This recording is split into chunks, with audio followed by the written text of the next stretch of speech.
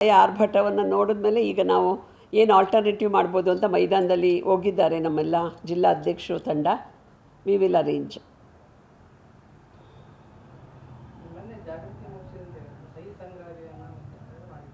ಹೌದು, ಸುಮಾರು ಇಲ್ಲ, ರಾಜ್ಯದ ಎಲ್ಲ ಜಿಲ್ಲೆಗಳಿಂದ ಸುಮಾರು 1 ಲಕ್ಷ ದಾಟಿತ್ತು ಸಹಿ ಸಂಗ್ರಹ. ಮತ್ತು ವಿಶೇಷವಾಗಿ ಮಿಸ್ಡ್ ಕಾಲ್ ಅಭಿಯಾನ ಮಾಡಿದ್ವಿ, ಅದು 5 ಲಕ್ಷ ದಾಟಿತ್ತು. ಹಾಂ, ಎಲೆಕ್ಷನ್ ಟೈಮ್ನಲ್ಲೇ ಇವರೆಲ್ಲ ತೊಂಬತ್ತಲ್ಲಿ ಏನು ಉದ್ದೇಶ ಮಾಡೋದು? ಯಾಕಂದ್ರೆ ಮೊದಲು 10 ವರ್ಷ ಸರ್ಕಾರ ಬಂದು ಎಲೆಕ್ಷನ್ ಟೈಮ್ನಲ್ಲೇ ಇಂಥ ಒಂದು ಟೈಮ್ನಲ್ಲೇ ಈ ಥರ ಬಿಲ್ಗಳನ್ನು ತರೋದಿಲ್ಲ ಎಲೆಕ್ಷನ್ ಉದ್ದೇಶನ ಅಥವಾ ಏನು ನಿಜವಾದ ಮಹಿಳೆಯರಿಗೆ ಇರೋ ಉದ್ದೇಶನ? ಇಲ್ಲ, ನಿಮಗೆ ಗೊತ್ತಿದೆ, ಭಾರತ ಸರ್ಕಾರ ವಿಶೇಷವಾಗಿ ಮೋದಿಜಿಯವರು ಯಾವುದನ್ನು ಎಲೆಕ್ಷನ್ ಉದ್ದೇಶಕ್ಕೆ ಮಾಡೋದಿಲ್ಲ. ಮೊದಲನೇ ಸಲ ಅವರು ಪ್ರಧಾನಿಗಳಾದಾಗ ಕ್ಯಾಬಿನೆಟಲ್ಲಿ ಹೈಯೆಸ್ಟ್ ಮಹಿಳೆಯರನ್ನು ಕೊಟ್ಟಿದ್ದು ಭಾರತ ಸರ್ಕಾರದ ಇತಿಹಾಸದಲ್ಲಿ ಮೊದಲನೇದು ಮೋದಿಜಿಯವರೇ ಕೊಟ್ಟಿದ್ದು. ಅಂದರೆ ಹೈಯೆಸ್ಟು ಮಹಿಳಾ ಮಂತ್ರಿಗಳನ್ನು ಮಾಡಿದ್ದು ಮೋದಿಜಿಯವರು. ಅವರು ಪ್ರಮಾಣ ವಚನ ತೊಗೊಂಡಾಗ ಅವರು ಗುಜರಾತ್ ಮುಖ್ಯಮಂತ್ರಿಗಳಾಗಿ ಅಧಿಕಾರ ತ್ಯಾಗ ಮಾಡಿದಾಗ ಆನಂದಿಬೆನ್ ಅವರಿಗೆ ಅಧಿಕಾರ ಕೊಟ್ಟರು. ಹಾಗೆ ಇವತ್ತು ದೆಹಲಿಯಲ್ಲಿ ರೇಖಾ ಗುಪ್ತಾ ಅವರು ಕೂಡ ಮುಖ್ಯಮಂತ್ರಿಗಳಾಗಿ ಇದ್ದಾರೆ. ಜೊತೆಗೆ ಈ ರೀತಿ ಹುದ್ದೆಗಳ ಜೊತೆಗೆ ಇನ್ನೊಂದು ಗಮನಿಸಬೇಕಾದ್ರೆ, ಈಗ ಬೆಳಗಾವಿನ ಸೀತಕ್ಕ ಯಾವ ದೇವದಾಸಿಯರಿಗೆ ಕೆಲಸ ಮಾಡಿದ್ರು ಅವ್ರಿಗೆ ಪದ್ಮಶ್ರೀ ಪ್ರಶಸ್ತಿಯನ್ನು ನಾವು ಕೊಟ್ವಿ. ಹಾಗೆ ಸಾಲುಮರದ ತಿಮ್ಮಕ್ಕ ಇರ್ಬೋದು, ಉತ್ತರ ಕನ್ನಡದ ಹಾಲಕ್ಕಿಯ ನಮ್ಮ ತುಳಸಿ ಗೌಡರು ಏನಿದ್ದಾರೆ ಪರಿಸರಕ್ಕೋಸ್ಕರ ಅವರಿಗೆ ಕೊಟ್ಟಿದ್ದಿರ್ಬೋದು, ಪಾವಗಡದ ನರ್ಸಕ್ಕ ಸೂಲ್ಗಿತ್ತಿ ಅವರಿಗೆ ಕೊಟ್ಟಿದ್ದಿರ್ಬೋದು, ಮತ್ತು ಮೊದಲ ಮುಸ್ಲಿಂ ನ್ಯಾಯಾಧೀಶೆ ಫಾತಿಮಾ ಅವ್ರಿಗೆ ಕೂಡ ಮರಣೋತ್ತರವಾದಂತಹ ಪದ್ಮಶ್ರೀಯನ್ನು ಭಾರತ ಸರ್ಕಾರ ಕೊಡ್ತು. ಈ ರೀತಿ ಅತಿ ಹೆಚ್ಚು ಪದ್ಮಶ್ರೀ ಪದ್ಮಭೂಷಣಗಳನ್ನು ಮಹಿಳೆಯರಿಗೆ ಕೊಟ್ಟಂಥ ಭಾರತ ಸರ್ಕಾರ ಯಾವುದಾದ್ರು ಇದ್ದರೆ ಅದು ಮೋದಿಜಿಯವರ ಸರ್ಕಾರ. ಕಾರಣ ಮಹಿಳೆಯರ ಎಲ್ಲ ಹಂತದಲ್ಲೂ ಭಾರತ ಸರ್ಕಾರ ಮೋದಿಜಿಯವರು ಗುರುತಿಸಿದ್ದಾರೆ. ಇನ್ನೊಂದು ತಮಗೆ ಹೇಳಬೇಕು ಅಂದರೆ, ಜಗತ್ತಲ್ಲಿ ಅತಿ ಹೆಚ್ಚು ಮಹಿಳಾ ಪೈಲಟ್ಗಳಿರೋದು ಭಾರತದಲ್ಲಿ. ಅದನ್ನು ಮೊನ್ನೆ ಪ್ರಧಾನಿಯವರು ಕೂಡ ತಮ್ಮ ಭಾಷಣದಲ್ಲಿ ಹೇಳಿದ್ದಾರೆ. ಜೊತೆಗೆ ತಮಗೆ ಇನ್ನೊಂದು ಗಮನಕ್ಕೆ ತರಕ್ಕೆ ಬಯಸ್ತೀನಿ, ರೇಖಾ ಪಾತ್ರ ಅಂಥೇಳಿ ಸಂದೇಶ್ ಖಲಿಯಲ್ಲಿ ಯಾವ ಶಹಜಾನಿಂದ ಅತ್ಯಾಚಾರಕ್ಕೆ ಒಳಗಾಗಿದ್ಲು, ಅನೇಕ ಮಹಿಳೆಯರು ಅತ್ಯಾಚಾರಕ್ಕೆ ಒಳಗಾಗಿದ್ದರು ಬಂಗಾಲದ ಸಂದೇಶ್ ಖಲಿಯಲ್ಲಿ. ಯಾರೂ ಕೂಡ ಶಹಜಾನ್ ವಿರುದ್ಧ ಹೊರಗಡೆ ಬಂದು ಮಾತಾಡ್ತಾ ಇರಲಿಲ್ಲ. ಆ ಟೈಮಲ್ಲಿ ರೇಖಾ ಪಾತ್ರ ಅವರು ಹೊರಗಡೆ ಬಂದು ಮಾತಾಡಿದ್ದಕ್ಕೆ ನಮ್ಮ ಪ್ರಧಾನಿಗಳು ಅವಳನ್ನ ಶಕ್ತಿ ಸ್ವರೂಪಿಣಿ ಅಂತ ಕರೆದ್ರು ಮತ್ತು ಅವಳಿಗೆ MP ಟಿಕೆಟನ್ನು ನಾವು ಕೊಟ್ವಿ ಆ ಕ್ಷೇತ್ರದಲ್ಲಿ. ಈಗಲೂ ಕೂಡ MLAಗೆ ಕೂಡ ಒಂದು ಅತ್ಯಾಚಾರಕ್ಕೆ ಒಳಗಾದ ತಾಯಿಯ ಮಗಳಿಗೆ ಅಲ್ಲಿ ಟಿಕೆಟನ್ನು ಕೊಟ್ಟಿದ್ದೀವಿ. ಅಂದರೆ ಎಲ್ಲ ಕಾರ್ನರಲ್ಲೂ ವಿಮಾನವನ್ನು ಓಡಿಸೋದ್ರಿಂದ ಹಿಡಿದು ಸ್ತ್ರೀ ಶಕ್ತಿ ಗುಂಪುಗಳಿಗೆ ಹಪ್ಪಳ ಸಂಡಿಗೆ ಮಾಡೋದ್ರಿಂದ ಹಿಡಿದು ಮುದ್ರಾ ಲೋನಿಂದ ಹಿಡಿದು ಎಲ್ಲ ಕ್ಷೇತ್ರಗಳಲ್ಲಿ ಮಹಿಳೆಯರಿಗೆ ಕೊಟ್ಟಿದ್ದೀವಿ. ಇದ್ರ ಉದ್ದೇಶ ಇಷ್ಟೇ, ಭಾರತ ಸಶಕ್ತವಾಗಬೇಕು ಅಂದರೆ ದೇಶ ಕಟ್ಟೋದ್ರಲ್ಲಿ ಮಹಿಳೆಯರ ಪಾತ್ರ ಹಿನ್ನಡೆ ಆಗಬಾರ್ದು ಅನ್ನೋದಷ್ಟೇ. ಇದರಲ್ಲಿ ಯಾವುದೇ ಪಾಲಿಟಿಕ್ಸ್ ಇಲ್ಲ ಮೋದಿಜಿಯವರು ತೆಗೆದುಕೊಂಡಿರುವ ಯಾವುದೇ ಸ್ಟ್ಯಾಂಡಲ್ಲಿ. Thank you. Adhiniyam women reservation bill April 17ಕ್ಕೆ ಅದು ಬಿದ್ದು ಹೋಗಿದೆ. ಮುಖ್ಯವಾಗಿ ನಮ್ಮ ವಿರೋಧ ಪಕ್ಷಗಳು ಅದಕ್ಕೆ ಸಹಕಾರ ಕೊಡದೇ ಇರೋ ಕಾರಣಕ್ಕಾಗಿ. ಸಹಕಾರ ಕೊಡ್ತಾರೆ ಅನ್ನೋ ನಂಬಿಕೆಯಿಂದ ನಾವೆಲ್ಲ ಕಡೆಗೂ ಕೂಡ ಕಾರ್ಯಕ್ರಮಗಳನ್ನು ಜನಜಾಗೃತಿಯನ್ನು ಆರಂಭ ಮಾಡಿದ್ವಿ. ಕಾರಣ ಅಂದರೆ ರಾಜ್ಯದ ಪ್ರತಿಯೊಬ್ಬ ಮಹಿಳೆಗೂ ತನಗೆ ಈ ರೀತಿಯ ಒಂದು ಅವಕಾಶ, ಸಂಸತ್ತಿಗೆ ಮತ್ತು ವಿಧಾನಸಭೆಗೆ ಹೋಗುವ ಅವಕಾಶ ನನಗೆ ಇದೆ ಅನ್ನುವಂಥ ಅರಿವು ರಾಜ್ಯದ ಕಟ್ಟಕಡೆಯ ಮಹಿಳೆಯವರೆಗೂ ಆಗಬೇಕು ಅಂಥೇಳಿ ಟೌನ್ ಹಾಲ್ ಕಾರ್ಯಕ್ರಮಗಳನ್ನು ಕೂಡ ನಾವು ಮಾಡಿದ್ವಿ. ಎಲ್ಲ ರಾಜ್ಯದ ಎಲ್ಲ ಜಿಲ್ಲಾ ಕೇಂದ್ರಗಳಲ್ಲಿ ಜಾಗೃತಿ ಕಾರ್ಯಕ್ರಮಗಳನ್ನು ಮಾಡಿದ್ವಿ.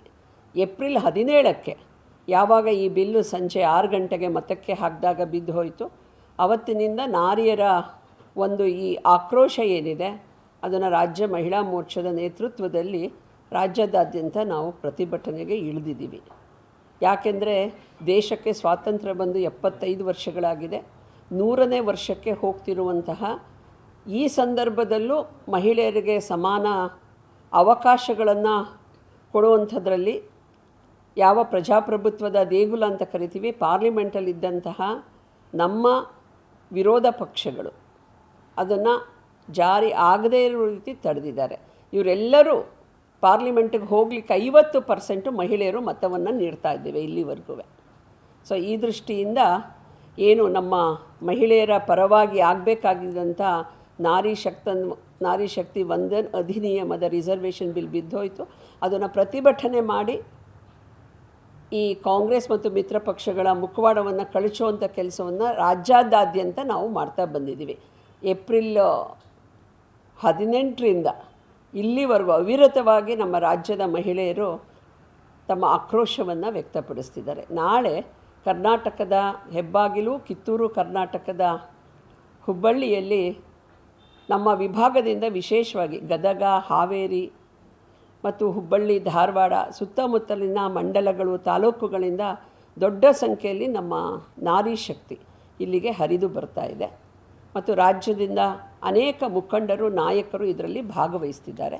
ಮುಖ್ಯವಾಗಿ ನಮ್ಮ ರಾಜ್ಯ ಅಧ್ಯಕ್ಷ BY ವಿಜೇಂದ್ರ ಅವರು ನಾಳೆ ಈ ಕಾರ್ಯಕ್ರಮಕ್ಕಾಗಿ ಆಗಮಿಸ್ತಿದ್ದಾರೆ.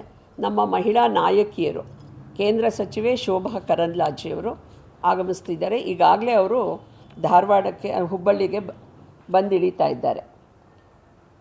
ಹಾಗೆ 3 ಬಾರಿ MLA ಆಗಿರುವಂಥ ನಿಪ್ಪಾಣಿಯ ಶಶಿಕಲಾ ಜೊಲ್ಲೆ ಅವರು, ಮಾಜಿ ಮಂತ್ರಿಗಳು, ನಾಳೆ ನಮ್ಮ ಈ ಸಭೆಯಲ್ಲಿ ಭಾಗವಹಿಸ್ತಿದ್ದಾರೆ. BJPಯ ವಿಧಾನ ಪರಿಷತ್ ಸದಸ್ಯರಾದ ಭಾರತಿ ಶೆಟ್ಟಿ, ಹೇಮಲತಾ ನಾಯಕ್ ಅವರು ಭಾಗವಹಿಸ್ತಿದ್ದಾರೆ. ಹಾಗೆ ರೂಪಾಲಿ ನಾಯಕರು, ನಮ್ಮ ರಾಜ್ಯ ಉಪಾಧ್ಯಕ್ಷರು ಪೇರೆನ್ಬಾಡಿ, ಹಾಗೆ ಮಾಳವಿಕಾ ಅವಿನಾಶ್, ರಾಜ್ಯ BJPಯ ಉಪಾಧ್ಯಕ್ಷರು ಇದರಲ್ಲಿ ಭಾಗವಹಿಸ್ತಿದ್ದಾರೆ. ಹಾಗೆ ಸ್ಥಳೀಯ ಸಂಸ್ಥೆಗಳಲ್ಲಿ 50% ಮಹಿಳಾ ರಿಸರ್ವೇಷನನ್ನು ಕೊಟ್ಟಂತಹ ನಮ್ಮ ಸಂಸದೀಯ ಮಂಡಳಿಯ ಸದಸ್ಯರಾದ ಸನ್ಮಾನ್ಯ BS ಯಡಿಯೂರಪ್ಪನವರು ಈ ಪ್ರತಿಭಟನಾ ಸಭೆಯಲ್ಲಿ, ರ್ಯಾಲಿಯಲ್ಲಿ ಭಾಗವಹಿಸ್ತಿದ್ದಾರೆ. ಹಾಗೆ ನಮ್ಮ ಹೆಮ್ಮೆಯ ಸಂಸದರು, ಕೇಂದ್ರ ಸಚಿವರಾದಂಥ ಪ್ರಹ್ಲಾದ್ ಜೋಶಿಯವರು ಮತ್ತು ನಮ್ಮ ಮಾಜಿ ಮುಖ್ಯಮಂತ್ರಿಗಳು, ಹಾವೇರಿ ಜಿಲ್ಲೆಯ ಸಂಸದರು ಆದಂಥ ಬಸವರಾಜ ಬೊಮ್ಮಾಯಿಯವರು, ಹಾಗೆ ನಮ್ಮ ಉಪನಾಯಕರಾದ ಅರವಿಂದ್ ಬೆಲ್ಲದವರು, ಶಾಸಕರಾದಂಥ ಮಹೇಶ್ ತೆಂಗಿನಕಾಯಿಯವರು ಎಲ್ಲರೂ ಇದರಲ್ಲಿ ಭಾಗವಹಿಸ್ತಿದ್ದಾರೆ.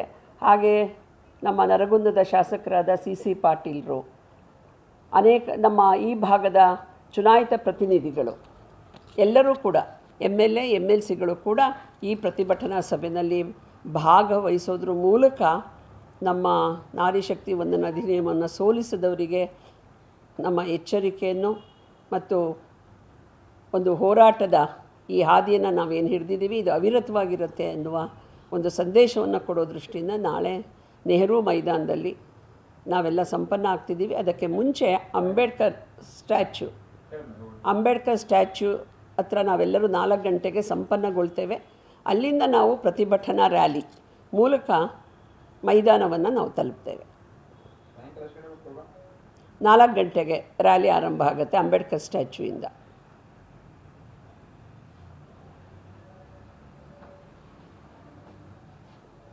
ಹೆಚ್ಚಿನ ವಿಡಿಯೋಗಳಿಗೆ ಪ್ರತಿಧ್ವನಿ ಯೂಟ್ಯೂಬ್ ಚಾನೆಲ್ ಸಬ್ಸ್ಕ್ರೈಬ್ ಮಾಡಿ, ಬೆಲ್ ಐಕಾನ್ ಕ್ಲಿಕ್ ಮಾಡಿ.